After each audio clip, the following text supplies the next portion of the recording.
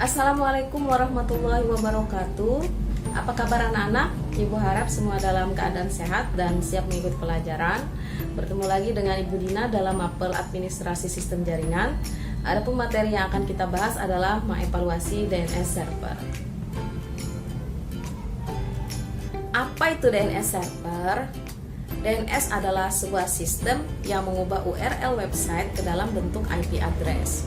Tanpa DNS, kalian harus mengetikkan IP address secara lengkap ketika ingin mengunjungi sebuah website.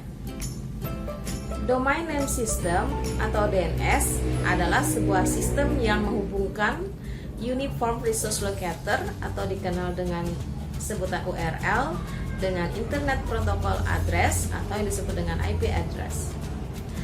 Normalnya, untuk mengakses internet, kalian perlu mengetikkan IP address sebuah website.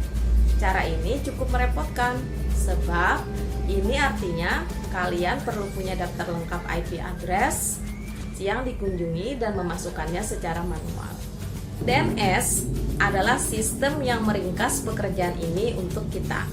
Kini, kita tinggal mengingat nama domain dan memasukkannya dalam address bar. DNS kemudian akan menerjemahkan domain tersebut ke dalam IP address yang komputer pahami.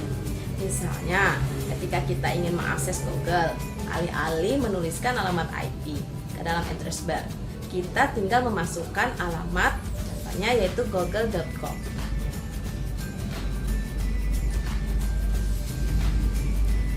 Dari penjelasan apa itu DNS, kalian pasti sudah bisa mengira-ngira bagaimana sebetulnya DNS berfungsi.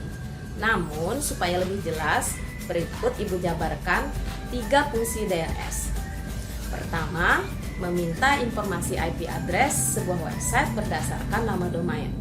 Kedua, meminta informasi URL sebuah website berdasarkan IP address yang dimasukkan. Dan yang ketiga yakni mencari server yang tepat untuk mengirimkan email. Nah, itulah ketiga fungsi DNS yang bekerja secara otomatis ketika kita sedang mengakses internet. Sebelum masuk ke penjelasan cara kerja DNS, kalian tentu bertanya kenapa harus menggunakan DNS. Berikut adalah beberapa manfaat penggunaan DNS dalam aktivitas berinternet.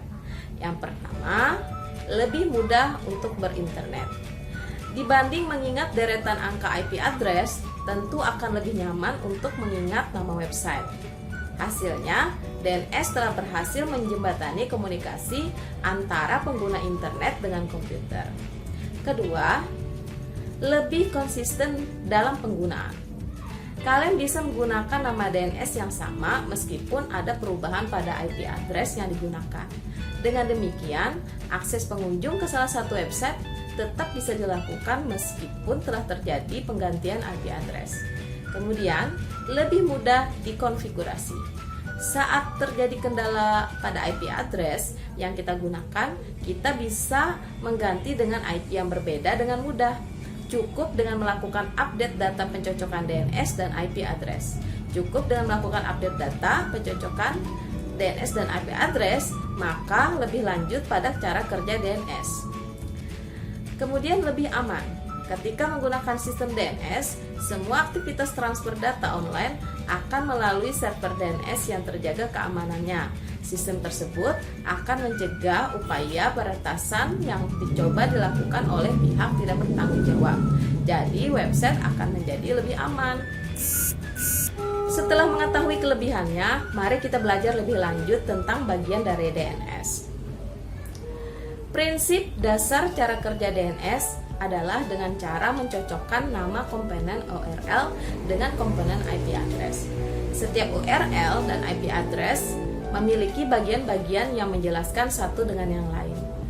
Jika kalian sulit membayangkan teknisnya, anggap saja ini sebuah kegiatan mencari buku di perpustakaan. Ketika kalian mencari buku di perpustakaan, biasanya kita diberi kode yang menjelaskan letak buku tersebut. Kode buku perpustakaan tersebut dinamakan DW Decimal System atau disingkat dengan DDS. Biasanya terdiri atas kode topik buku, kode nama belakang penulis, dan kode tahun buku diterbitkan. Kira-kira prinsip yang sama diterapkan dalam DNS. Untuk memahaminya lebih dalam, kalian perlu mengetahui bagian-bagian URL yang tersusun dalam hierarki DNS.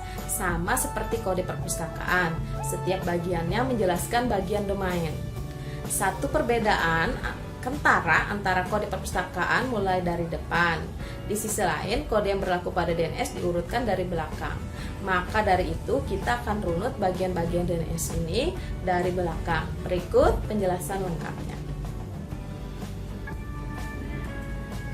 Yang pertama adalah root level domain, merupakan bagian tertinggi dari hierarki DNS. Biasanya ia berwujud tanda titik di bagian belakang sebuah URL. Yang kedua adalah top level domain. Ini merupakan sebuah ekstensi yang berada di bagian depan root level domain. Terdapat dua jenis TLD yang umumnya dipakai. Keduanya yaitu generic top level domain atau GTLD dan country code top level domain atau CCLTD. GTLD biasanya menjelaskan sifat institusi dari pemerintah yang memiliki web. Sifat institusi dari pemilik web, katakanlah website untuk tujuan komersial, biasanya memiliki ekstensi .com, lalu .edu untuk institusi pendidikan, dan .gov untuk lembaga pemerintahan. Di sisi lain, CCLTD merupakan ekstensi yang menjelaskan asal negara dari pemilik situs, misalnya akhiran.id untuk website Indonesia, .au untuk Australia, dan .uk untuk Inggris, dan sebagainya.